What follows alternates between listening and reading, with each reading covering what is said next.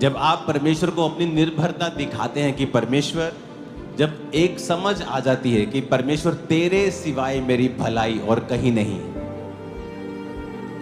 क्योंकि आपकी लाइफ में कई बार आप अपने रिश्तेदारों के ऊपर आस रखते हैं कि एक दिन ये मेरे जीवन में ऐसा करेगा, और परमेश्वर देखता है कि आपने अपनी आस जो है एक मनुष्य के ऊपर लगाई है, और वो आस परमेश्वर बार बार टूटने देता है और आपको ताकि अपने करीब लेके आ सके।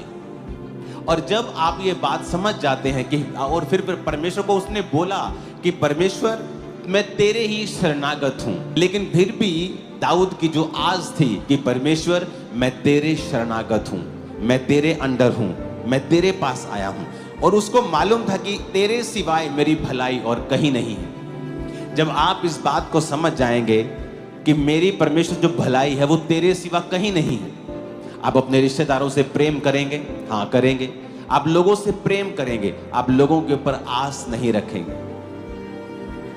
अब दाऊद सच्चाइयां बयान कर रहा है कि जो पृथ्वी पर पवित्र लोग हैं वो आदर के योग्य हैं। यानी वो पहली बात कर रहा है कि परमेश्वर मैं तेरे शरणागत हूं, मेरी आस तेरे ऊपर है, मैंने अपना समर्पण तुझे किया है, तू ही मेरा परमेश्वर है।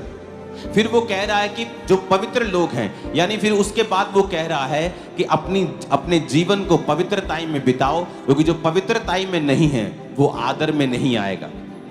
अगर आप चाहते हो आपका पति आपका आदर करे, आपकी पत्नी आपका आदर करे, लोग आपका आदर करें, परमेश्वर सबसे बेहतर आपका आदर करे, तो दाऊद ने एक सीक्रेट दिया। उसने कहा जो पृथ्वी पर पवित्र लोग हैं वो ही आदर के योग्य हैं। कई बार लोगों के पास बहुत पैसा होता है और वो जब लोगों के सामने जाते हैं लोग सलाम ठोकते हैं, लेकिन जैसे ही वो वहां से जाते कहते चल भाग जाए यहां से, चोर एक नंबर का।